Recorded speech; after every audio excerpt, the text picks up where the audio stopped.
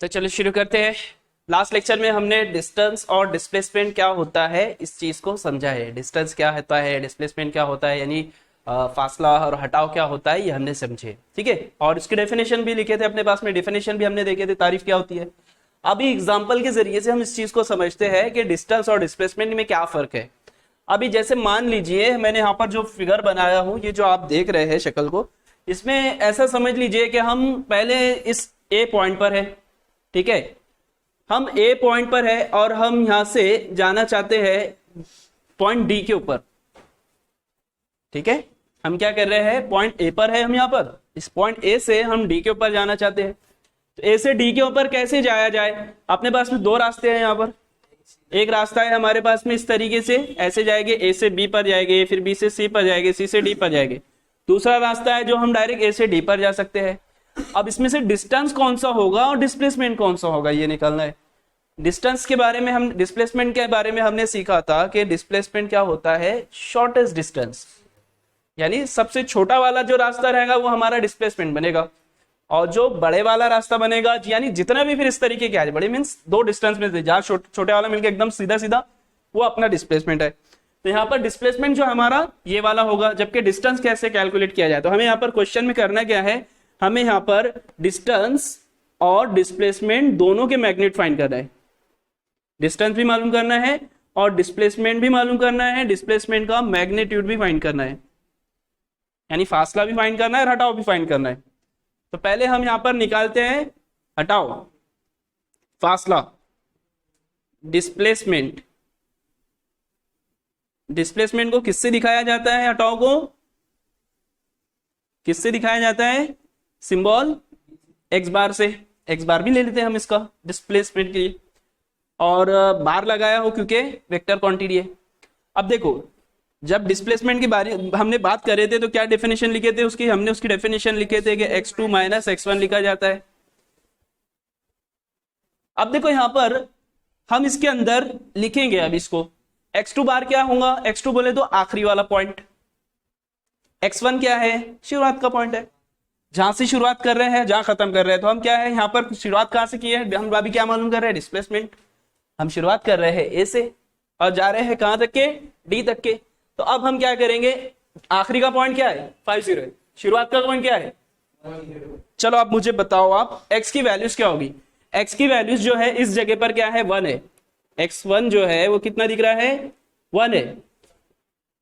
यहाँ पर x2 कितना दिख रहा है, 5 है। ठीक है, अब यहाँ पर अगर हम इसको वेक्टर की शक्ल में लिखेंगे तो वेक्टर की शक्ल में मैं इसको क्या लिख सकता हूँ, इसको x1 बार लिख सकता हूँ। समझना इस चीज को, ठीक है। मैं यहाँ पर साइड में लिखता हूँ, दूसरे पेन यूज करते हैं। ये जो ब्लैक कलर में मैंने लिखा हूं, यहाँ पर ब्लैक भी नहीं, ब्लू यूज करता हूँ मैं इसको। स्केलर के लिए मैं यहाँ पर ब्लू यूज कर रहा हूँ। देखो x1 बराबर 1, ये ब्लू से जो मैंने लिखा हूं ये क्या है, स्केलर है, गैर सिमती मिकदार। उसके बाद रेड से मैं वेक्टर लिखता हूं, यहाँ पर x1 बार लगा दिया हूं। अब ये क्या है, बार लगा हुआ है मतलब वेक्टर है।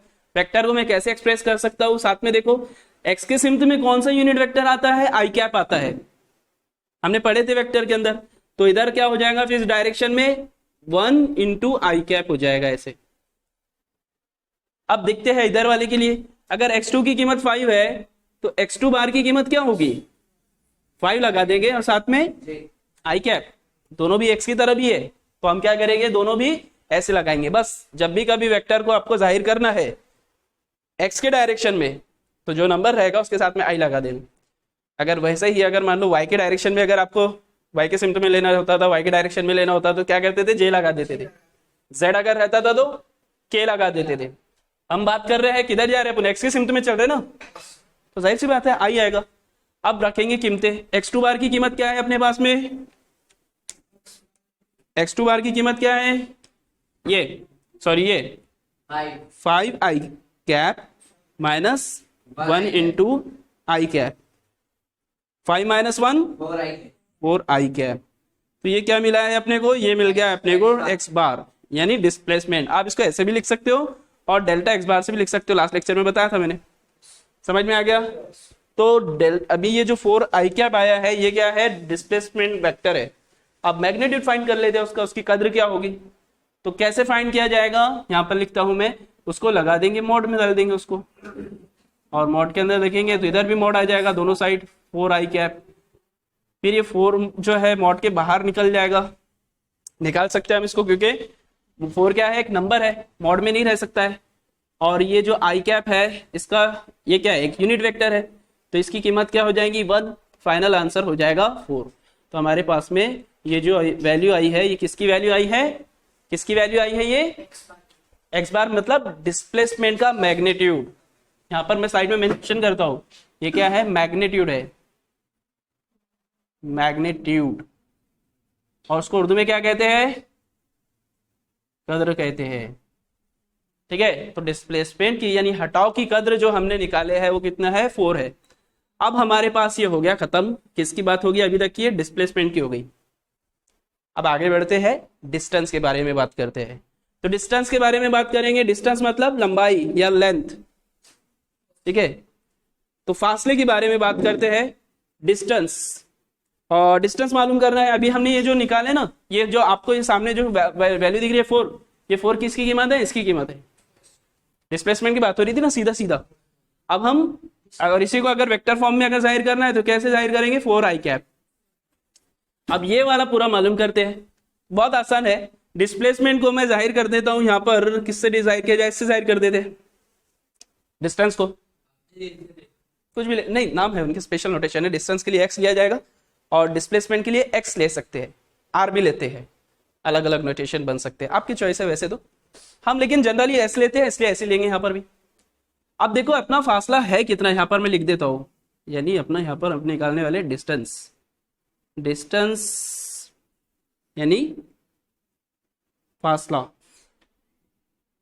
कितना होता है निकाल रहे हैं हम लोग। तो देखिए कितना होगा, पहले हम जा रहे हैं ए से बी, तो अपने को लंबाई लगेगी, लेंथ ऑफ ए बी लिखता हूं मैं यहाँ पर, प्लस फिर मैं जा रहा हूं बी से सी, तो लिखूंगा length of B C, plus फिर मैं सी से डी जा रहा हूं तो इसको लिखूंगा लेंथ ऑफ सी डी।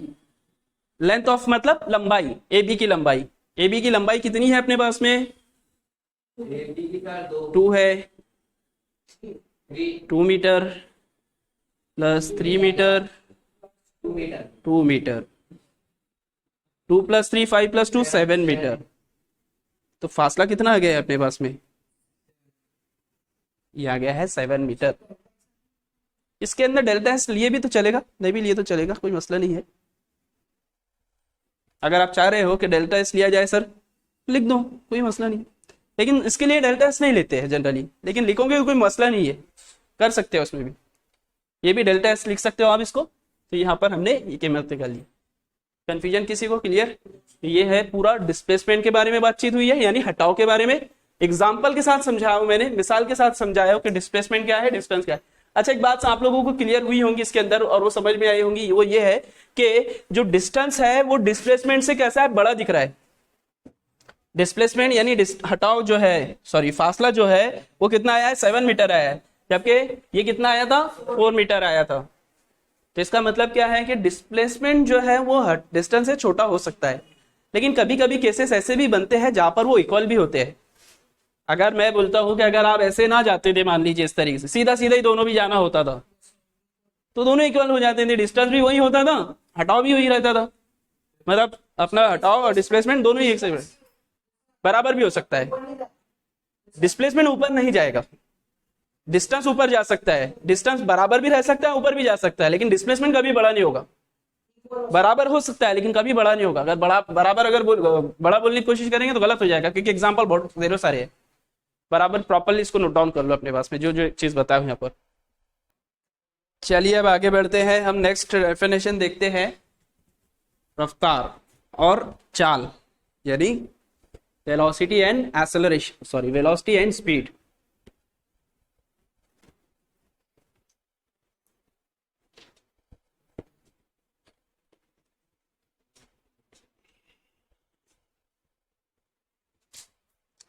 तो अब हम आगे बढ़ते हैं,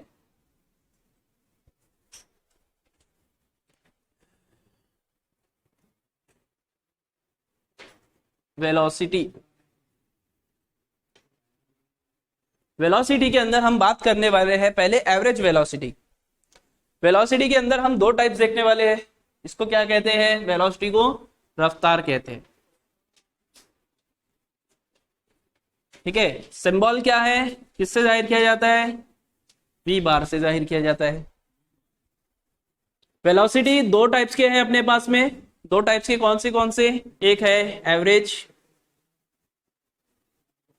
शॉर्ट में लिख रहा हूं एवरेज वेलोसिटी। ठीक है, जिसको हम v avg से जाहिर कर सकते हैं। और दूसरा आता है स्पीड।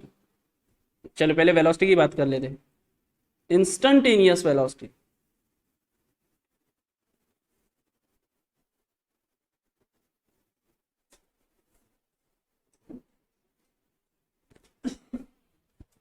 तो अब क्या होती है वेलोसिटी इंस्टेंटेनियस? तो हम पहले सिर्फ और सिर्फ एवरेज के बारे में बात करेंगे। एवरेज वेलोसिटी क्या होती है?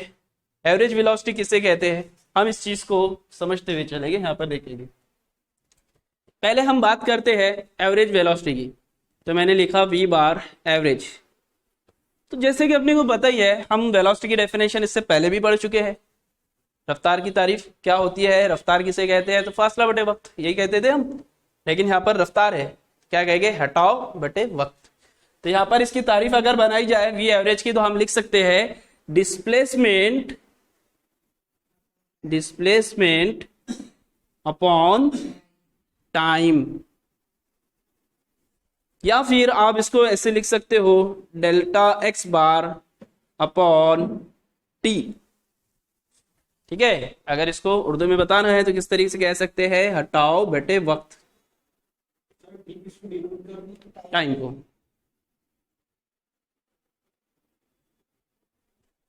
यहां पर जो टी दिख रहा है वो टाइम है, एक्स क्या है? हटाओ है, यानी डिस्प्लेसमेंट है। अभी डिस्प्लेसमेंट आ गया, टाइम आ गया। अब यहां पर हम बात करते हैं, अगर हमें इसको और लिखना है, आप इसको ऐसे भी लिख सकते हो, t1 t2 भी कह सकते हो। यानी आप इसकी डेफिनेशन को अगर इस तरीके से लिखना चाहो तो लिख सकते हैं x2 minus x1 upon t2 minus t1, ऐसे भी लिखोगे कोई मसला नहीं। तो ये डेफिनेशन किसकी है? Average velocity. दूसरे नंबर पर हम बात करते हैं, अभी इंस्टेंटेनियस वेलोसिटी की बात अभी नहीं करेंगे। इंस्टेंटेनियस वेलोसिटी में एक ही स्पीड आपको एक ही साथ बता दूंगा। तो यहाँ पर इंस्टेंटेनियस की बात हम बाद में करेंगे। अभी भले ही हम यहाँ पर किसकी बात कर लेते हैं, दूसरे नंबर पर मैं ले लेता हूं यहाँ पर स्पीड या एवरेज स्पीड। ठीक है, एवरेज स्पीड या स्पीड की बात हम यहाँ पर करते हैं। स्पीड की डेफिनेशन क्या होगी, स्पीड की क्या बनाएंगे?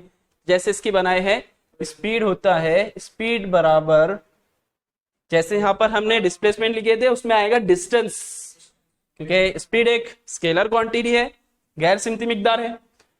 v जो है वो एक वेक्टर क्वांटिटी है, सिमती मिकदार है, इसीलिए हम क्या करते हैं वहां पर बार लगाते हैं। ये जो है एक गैर सिमती मिकदार है, स्केलर क्वांटिटी है, तो इसको लिखते हैं डिस्टेंस अपॉन टाइम।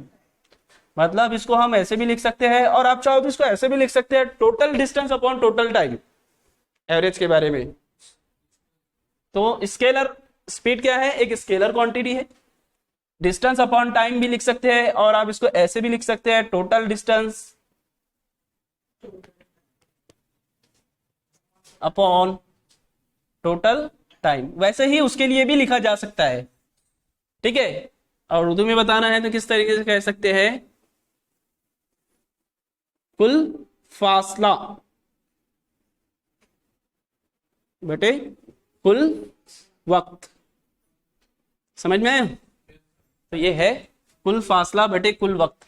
तो ये स्पीड की, हमने स्पीड को भी हम यहाँ v से जाहिर कर सकते हैं, लेकिन स्पीड के लिए स्पीड लिख दोगे तो चलेगा। यहाँ पर इस तरीके से उसको बता सकते हैं। और एक बात, अब इसका नोटेशन क्या है, सिंबल क्या है? तो आप सिंबल इसका ऐसे भी लिख सकते हैं, v बराबर, अभी s ले लेते हैं हम इसको, s बार नहीं आएगा, s बाय t। समझ में आया? दो डेफिनेशन है यहाँ पर। ये मैंने आपको जो है ना किताबी डेफिनेशन जो है इसकी वो बताया हूँ। अभी जो है हमने इसका जाब्ता समझे है और इसकी किताबी डेफिनेशन क्या कहती है वो बताया। अब इसको हम समझते हैं कंसेप्ट को। कंसेप्ट क्या कहता है, पहले आप इसको अपने पास में नोट डाउन कर लो, फिर उसके बाद मैं आपको कंसेप्ट समझाता हूँ, डिफरेंस क्या है दोनों में।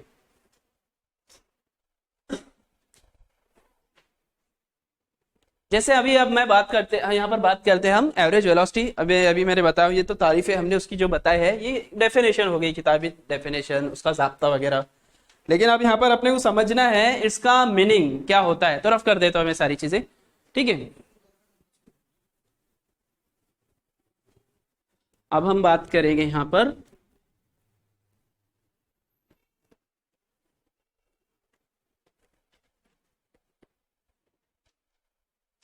जैसे मैंने बोला हूं आप लोगों को, मान लीजिए आप एक जगह से दूसरे जगह जा रहे हैं। जैसे हम एग्जाम्पल के लिए अमरावती से बदनेरा जा रहे हैं, ठीक है। हम क्या है, अमरावती से बदनेरा जा रहे हैं। फासला टोटल कितना है? 10 किलोमीटर। अब मान लेते हैं हम ए से बी जा रहे हैं। तो अगर हम ए से बी जा रहे हैं और फासला 10 किलोमीटर है, और ए से बी जाने के लिए हमें 2 घंटे अगर लगते हैं, 2 घंटे हमें लगते हैं, तो हमें यहां पर मालूम करना है रफ्तार, अपनी रफ्तार कितनी होगी, यानी अपने वेलोसिटी कितनी होगी। हम यहां पर इस चीज को कैसे मालूम करेंगे? एवरेज की बात करेंगे। तो एवरेज कैसे निकाला जाएगा? एवरेज वेलोसिटी, या फिर शॉर्टकट में हम इसको फॉर्मूले के हिसाब से लिखेंगे ऐसे, वी एवरेज बराबर x बार अपॉन t। अब हम यहां पर उसके नंबर में वैल्यू लिखते हैं, ठीक है। जाब्ते को मैं यहां पर अभी बार हटा देता हूं, उसके ऊपर मैग्नीट्यूड की फॉर्म में ले लेता हूं। तो x कितना है अपना 10, टोटल टाइम कितना लगा है 2, तो आंसर आ गया 2 से 10 कटा, आंसर आ गया 5। जवाब होगा किलोमीटर पर आवर। यानी 1 घंटे के अंदर हम कितना फासला तय कर रहे हैं? 5 किलोमीटर। ये हमें इसने बताया है कि अगर मैं ए से बी जा रहा हूं और ए से बी का फासला 10 किलोमीटर है और मुझे उसके लिए टाइम लग रहा है 2 घंटे, तो 1 घंटे में मैंने 5 किलोमीटर का फासला तय किया हो। इसका मतलब क्या है कि मैं 1 घंटे में मेरी स्पीड कितनी होगी? 5 की स्पीड हो जाएगी। तो ये जो हमने निकाला है ना, ये एवरेज है। लेकिन रियलिटी ये नहीं है। रियलिटी क्या कहती है? रियलिटी ये कहती है कि ऐसा जरूरी नहीं है कि आप ए से बी जा रहे हैं तो आपको 5 की स्पीड से ही आप चलेगी। इसका मतलब समझते हैं आप लोग? इसका मतलब ये है कि हमने बाइक के अंदर देख रहे हैं अपने बाइक के मीटर को, और वो उसका जो कांटा है वो 5 पर ही रह रहा है। अपन घर से निकलने से लेकर बदनेरा जाए तक 5 पर ही रह रहा है, 5 छोड़ो, या फिर 30 पर रह रहा है। ओके, ये अपने एग्जाम्पल के लिए, आप 5 बहुत छोटा हो जा रहा है, हम समझ लेते हैं 30 किस पर रह रहा है। ऐसा पॉसिबल है क्या? आप कभी देखो, आपका अगर डिजिटल मीटर भी अगर होगा, आपने देखा होगा, अगर चालू करते से 30 पर लाए तो आए तक के 30 पर ही रहा। ऐसा हो ही नहीं सकता। कभी कभी बढ़ेगा, कभी घट जाएगा। क्यों होता है ऐसा? ट्रैफिक के कारण। रास्ता क्लियर होगा तो सीधा स्पीड से जाओगे, स्पीड बढ़ जाएंगी, 30 से भी ऊपर चली जाएंगी, और ट्रैफिक बीच में आ गया, स्पीड कम हो जाएंगी। तो मतलब क्या है? मतलब यह है कि स्पीड एक जैसी मिलना नहीं है। तो ऐसी स्पीड मिलना कभी पॉसिबल नहीं है। तो ये पॉसिबल कब होंगी? जब आपको ट्रैफिक बीच में नहीं रहेगा, सीधा सीधा सीधा सीधा क्लियर है, आप ही आप है। लेकिन ऐसा पॉसिबल नहीं है। इसीलिए यहाँ पर ये जो है, ये एवरेज वेलोसिटी जो है आपको क्या देती है? ये आपको सिर्फ एक अंदाज बताती है, रियल वैल्यू नहीं देती है, बल्कि एक अंदाज बताती है कि अगर आप 2 घंटों में आपने 10 किलोमीटर फासला तय किया होगा तो 1 घंटे में आप 5 किलोमीटर फासला तय करोगे। ये अंदाज बता रहा है। तो इसका मतलब ये होगा, ऐसा नहीं है। तो इसके लिए क्या करेंगे फिर? उस टाइम पर हम दूसरे वाले डेफिनेशन का इस्तेमाल करते हैं, दूसरी वेलोसिटी का इस्तेमाल करते हैं, जिससे हमने बोला था इंस्टेंटेनियस वेलोसिटी। और इंस्टेंटेनियस वेलोसिटी क्या होती है? वेलोसिटी होती है या रफ्तार होती है ऑब्जेक्ट की या कार की या बाइक की, जो भी है, किसी पर्टिकुलर इंस्टेंट पर। इंस्टेंट बोले तो कुछ खास पॉइंट जहां पर वो क्या होती है, हम वेलोसिटी निकाल सकते हैं। जैसे मैंने बोला, आप अगर बदनेरा से, अमरावती से बदनेरा जा रहे हैं तो बीच में राजापेट आ गया, तो वहां पर स्पीड आपकी क्या होगी? तो ये पर्टिकुलर जो स्पीड होती है इस पर्टिकुलर इंस्टेंट पर, उसे हम कहते हैं इंस्टेंटेनियस वेलोसिटी। तो अभी के लिए तो मैं इसको यहाँ पर खत्म करता हूँ। नेक्स्ट लेक्चर में हम इसके बाद इंस्टेंटेनियस वेलोसिटी क्या होती है, स्पीड क्या होती है, ये चीज को समझेंगे। इसरा और एक्सेलरेशन भी हम देखेंगे और ये चैप्टर अपना कंप्लीट हो जाएगा। मतलब चैप्टर कंप्लीट नहीं होगा, ये टॉपिक कंप्लीट होगा वेलोसिटी एक्सेलरेशन का। फिर इसके ऊपर कुछ एग्जांपल सॉल्व करेंगे जो कि नीट लेवल पर भी इंपॉर्टेंट एग्जांपल रहेंगे, और वो एग्जांपल हम यहां पर सॉल्व करेंगे और उनका प्रॉपर सॉल्यूशन बनाएंगे नेक्स्ट लेक्चर।